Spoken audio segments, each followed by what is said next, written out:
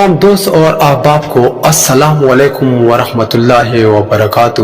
قارون کا خزانہ اور اس کا انجام۔ قرآن پاک اور حدیث کے روشنی میں یہ قصہ آپ لوگوں کے ساتھ شیئر کرنے جا رہا ہوں۔ امید ہے یہ ویڈیو آپ کو پسند آئے گی۔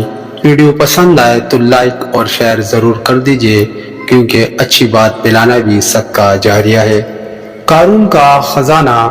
قارون حضرت موسیٰ علیہ السلام کے چاچا یسحر کا بیٹا تھا۔ بہت ہی شکیل اور خوبصورت آدمی تھا، اس لیے لوگ اس کے حسن و جمال سے متاثر ہو کر اس کو منور کہا کرتے تھے۔ اس کے ساتھ ساتھ اس میں یہ کمال بھی تھا کہ وہ بنی اسرائیل میں تورات کا بہت بڑا عالم اور بہت ہی ملنسار و با اخلاق انسان تھا، اور لوگ اس کا بہت ہی ادب احترام کرتے تھے۔ لیکن بے شمار دولت اس کے ہاتھ میں آتے ہی اس کے حالات میں ایک دم تغیر پیدا ہو گیا، اور سمجھی کے طرح منافق ہو کر حضرت موسیٰ علیہ السلام کا بہت بڑا دشمن ہو گیا، اور اعلیٰ درجے کا متکبر اور مغرور ہو گیا۔ جب زکوٰۃ کا حکم نازل ہوا تو اس نے حضرت موسیٰ علیہ السلام کے روبرو یہ عہد کیا کہ وہ اپنے تمام مالوں میں سے 1000 حصہ زکوٰۃ نکالے گا، مگر جب اس نے مالوں کا حساب لگایا تو ایک بہت بڑی رقم زکوٰۃ کی نکلی۔ یہ دیکھ کر اس پر ایک دم حرص و بخل کا بھوت سوار ہو گیا، اور نہ صرف زکوٰۃ کا منکر ہو گیا بلکہ عام طور پر بنی اسرائیل کو بہکانے لگا کہ حضرت موسیٰ علیہ السلام اس بہانے تمہارے مالوں کو لے لینا چاہتے ہیں۔ برعکستہ کرنے کے لیے اس خبیث نے یہ گندی اور گنونی چال چلی کہ ایک عورت کو بہت زیادہ مال اور دولت دے کر آمادہ کر لیا کہ وہ آپ پر بدکاری کا الزام لگائے۔ چنانچہ عین اس وقت جب کہ حضرت موسیٰ علیہ السلام وعظ فرما رہے تھے، قارون نے آپ کو ٹوکا کہ فلانی عورت سے آپ نے بدکاری کی ہے۔ حضرت موسیٰ علیہ السلام نے فرمایا کہ اس عورت کو میرے سامنے لاؤ۔ چنانچہ عورت بلائی گئی تو حضرت موسیٰ علیہ السلام نے فرمایا کہ اے عورت، اس اللہ کی قسم جس نے بنی اسرائیل کے لیے دریا کو پار دیا اور عافیت و سلامتی کے ساتھ دریا کے پار کرا کر فرعون سے نجات دی، سچ سچ کہہ دے کہ واقعہ کیا ہے۔ حضرت موسیٰ علیہ السلام کے جلال سے عورت سہم پر کانپنے لگی۔ اس نے مجمع عام میں صاف صاف کہہ دیا کہ اے اللہ عز و جل کے نبی، مجھ کو قارون نے کثیر دولت دے کر آپ پر بہتان لگانے کے لیے آمادہ کیا ہے۔ اس وقت حضرت موسیٰ علیہ السلام ابدیدہ ہو کر سجدہ شکر میں گر پڑے، اور بحالت سجدہ آپ نے یہ دعا مانگی کہ یہ اللہ قارون پر اپنا قہر اور غضب نازل فرما دے۔ قارون کا انجام۔ پھر آپ نے مجمع سے فرمایا کہ جو قارون کا ساتھی ہو وہ قارون کے ساتھ ٹھہر رہے، اور جو میرا ساتھی ہو وہ قارون سے جدا ہو جائے۔ چنانچہ 2 خبیثوں کے سوا تمام بنی اسرائیل قارون سے الگ ہو گئے۔ پھر حضرت موسیٰ علیہ السلام نے زمین کو حکم دیا کہ اے زمین، تو اس کو پکڑ لے۔ تو قارون ایک دم گھٹنوں تک زمین میں دھنس گیا۔ پھر آپ نے دوبارہ زمین سے یہی فرمایا تو وہ کمر تک زمین میں دھنس گیا۔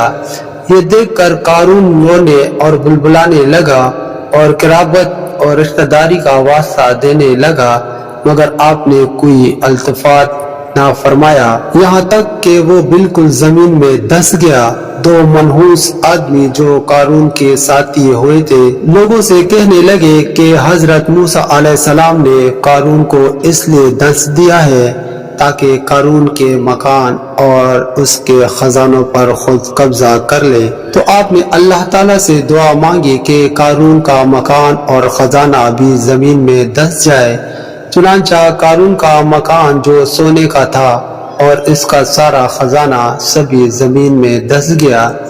اس کا خزانہ، اس کو قرآن کی زبان سے سنیے۔ اللہ تعالیٰ کا ارشاد ہے، ہم نے قارون کو اتنے خزانے دیے تھے کہ ان خزانوں کی کنجیاں ایک مضبوط اور طاقتور جماعت بمشکل اٹھا سکتی تھی۔ قرآن مجید میں ہے جس کا ترجمہ ہے، بے شک قارون موسیٰ کے قوم سے تھا، پھر اس نے قوم پر زیادتی کی اور ہم نے اس کو اتنے خزانے دیے جن کی کنجیاں اٹھانا ایک طاقتور جماعت پر بھاری تھی۔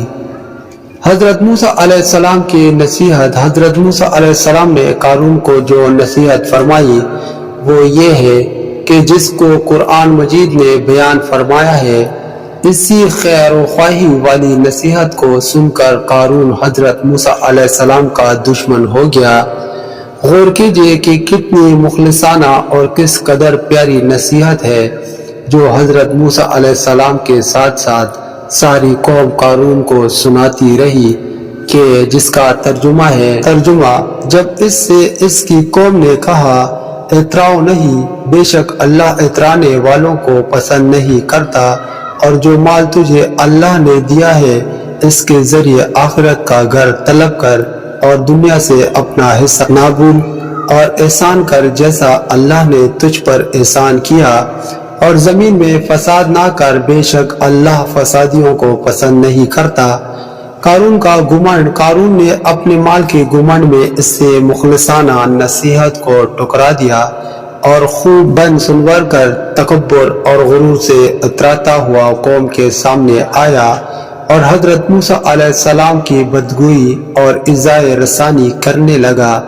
اس کا نتیجہ کیا ہوا، اس کو قرآن کی زبان سے سنے اور خدا کی اس قاہرانہ گرفت پر خوف الہی سے ٹھہراتے رہے۔ اللہ اکبر۔